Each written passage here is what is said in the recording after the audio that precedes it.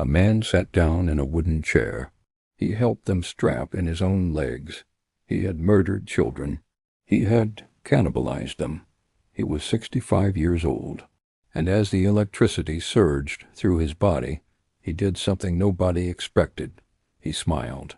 His name was Albert Fish, and he was just one of 6 people whose stories inside the walls of Sing Sing prison would change America forever. Welcome. This is not a horror movie. Every word of this is true. If you've never heard these stories before, subscribe right now because we're just getting started. The number 1 on this list is Albert Fish. For years, nobody knew his name. He looked like someone's grandfather, quiet, polite, gray hair. Children trusted him immediately. That was the problem. Between 1924 and 1928, Albert Fish kidnapped and murdered at least 3 children. He was suspected in up to 10 killings, but he was never caught. He was free, clean, gone. Then, 7 years after one of his crimes, he made one mistake.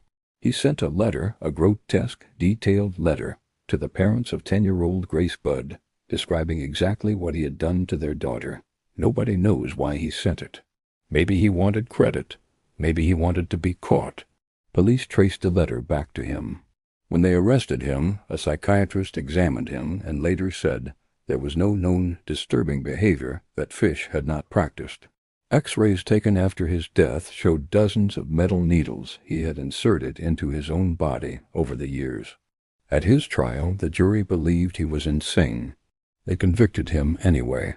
On January 16, 1936, Albert Fish walked into the execution chamber at Sing Sing. He was 65, the oldest person ever executed there. He helped the guards position the electrodes on his own legs. His final written statement was so disturbing his own lawyer read it and destroyed it. Nobody ever found out what it said. Number 2, the couple who shook the Cold War, Julius and Ethel Rosenberg. The year was 1953. America and the Soviet Union were in a race, not for land, but for nuclear weapons. Julius and Ethel Rosenberg were a married couple living in New York. They had 2 young sons. They looked completely ordinary. The U.S. government said they were spies. They were accused of passing nuclear weapon designs and military secrets directly to the Soviet Union. Here's the twist nobody talks about. The key witness against Ethel was her own brother, David Greenglass. He testified that she typed up the secret documents herself. That testimony sent her to the electric chair. Decades later, David Greenglass admitted he had lied under oath. He confessed he made up the part about Ethel to protect his own wife, but by then it was far too late. On June 19, 1953, both were executed at Sing Sing. Julius went first.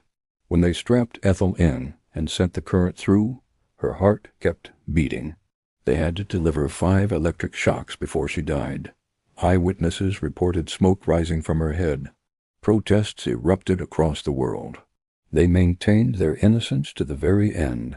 Ethel became the first woman executed by the U.S. government in nearly 90 years. Their sons were 7 and 10 years old.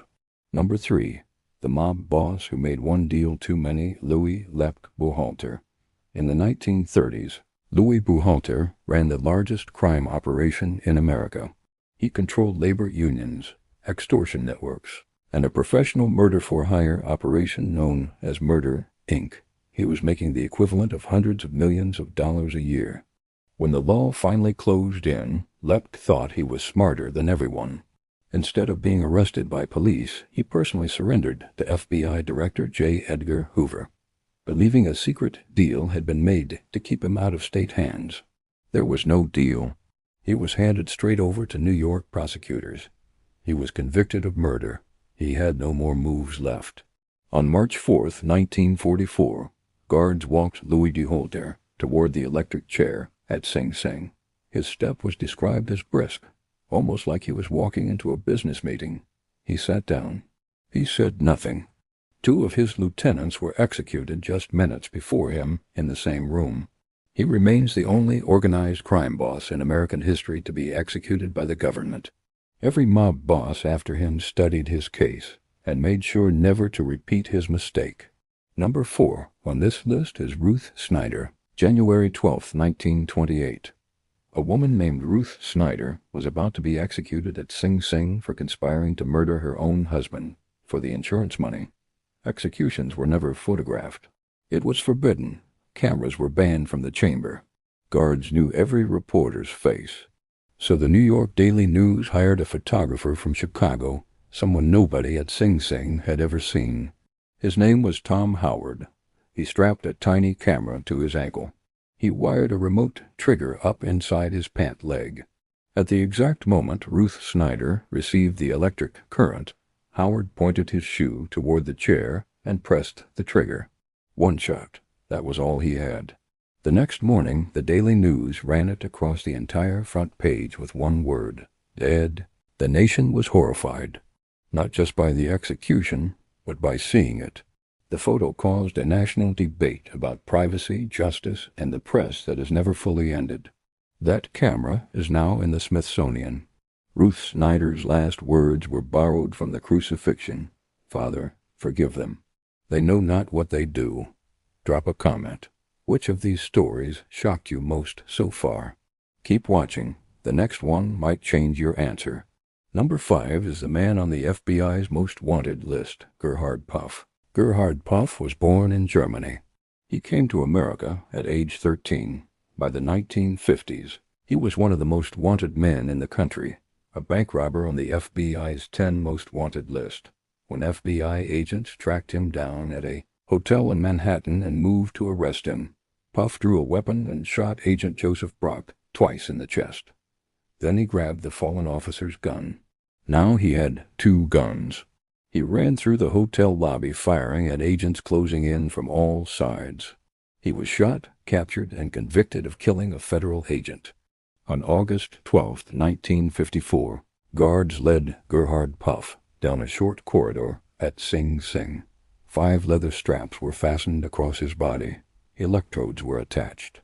He was declared dead at 11:08 p.m. He was 40 years old. Number 6, Eddie Lee Mays. This is where the story takes its final, strangest turn. On the night of March 23, 1961, Eddie Lee Mays and 2 accomplices walked into a bar in East Harlem. They wanted money. The robbery brought in $275. Inside that bar was a woman named Maria Marini. She froze in fear. Mays pointed a gun at her and fired. She died instantly. Eddie Lee Mays was convicted of murder, and on August 15, 1963, he was strapped into the electric chair at Sing Sing at 10:01 p.m. He declined to make a final statement. He was pronounced dead 3 minutes later. He was the 695th person executed by the state of New York since 1890, and he was the last. Nobody in that room knew it yet. 2 years later, New York abolished the death penalty. The chair went silent. It has never been used again. Sing Sing Prison opened in 1828.